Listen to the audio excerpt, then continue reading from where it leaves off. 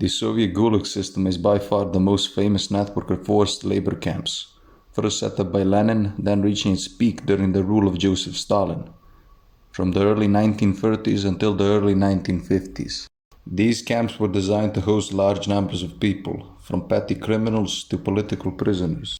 But this video isn't about them. It is about the Yugoslav labor camp nicknamed the most notorious labor camp in Europe since the Second World War, its name being Goli Otok.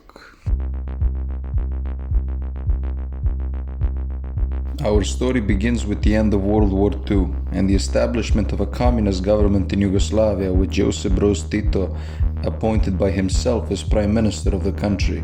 Tito in his early post-war years aimed in forming a greater Yugoslav federation, including Albania and Bulgaria, and parts of neighboring countries.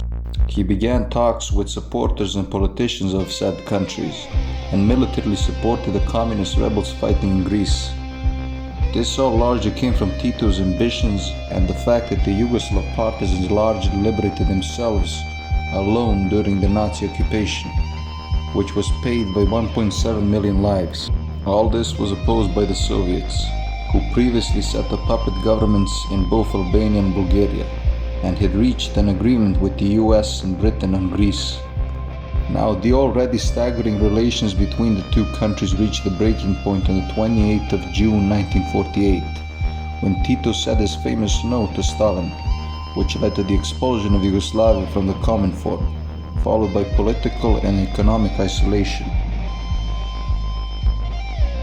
Stalin urged all pro-Soviets in the country to depose Tito and steer Yugoslavia onto the proper course. This led to the constant fear of a Soviet invasion in Yugoslavia. But for every problem, Tito had a solution. He got the political and economic support from the United States and decided to test the loyalty of the Communist Party and country. Here comes an island named Goli Otok.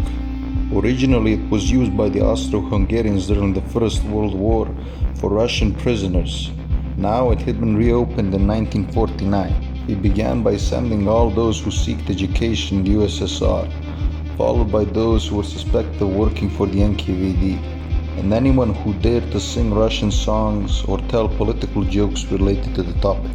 The newcomers on the island were welcomed by two lines of older prisoners, armed with clubs and stones, who would beat them senselessly. Some people would fall into a coma and eventually wake up. Some just didn't.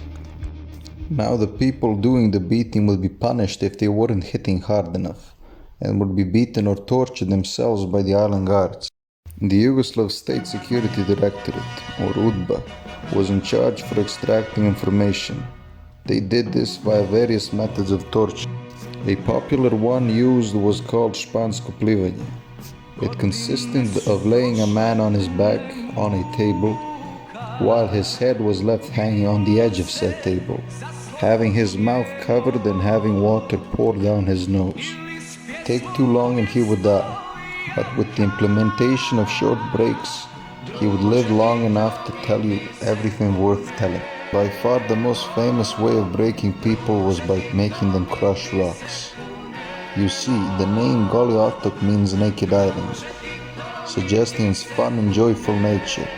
The name itself was given due to the fact that the island has only rocks, stones and some bushes, so this method of torture came natural. From dusk till dawn you would carry piles of rocks in circles under the scorching sun with small amounts of food and almost no water. Like always, some people would faint and some would die, but that wasn't the goal of Goli Otok. The goal of the island was to re-educate anyone who entered, so if sent back into society, they would serve as an example for others, spreading fear amongst them. All this was done with three principles. First, make them confess. Second, make them show repentance. And third, convince them that they need to prove their loyalty to the new regime. The families of those convicted weren't spared. They were labeled as families of traitors. The wives were under constant pressure to divorce their husbands. The children were often alienated by society and the educational system. After being released, these people couldn't find any work that could match their educational capabilities. Some never finding jobs, while others being forced to work underpaying jobs. In 1956, the last political prisoner was released, after which it became a regular prison for regular prisoners. It was also transferred under the Republican jurisdiction of Croatia.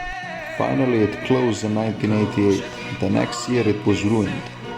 Now it serves as a tourist destination, as well as a dock for local fishermen and shepherds from the island of Rab, who bring their sheep when the summer comes to graze what little vegetation the island has to offer. The correct number of people that went through the system remains unclear. Some estimating it ranges from 13,000 to 60,000.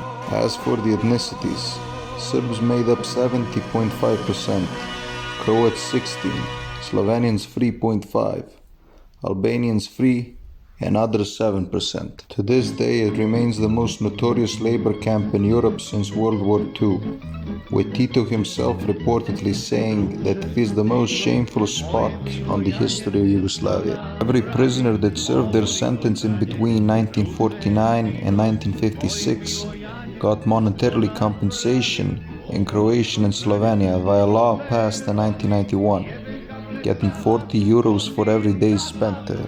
As for Serbia, a law had been passed in 2006 and again in 2012, but only 15 people got 700 dinars, which is equivalent to 5.94 euros for every day spent there. The reason being corruption.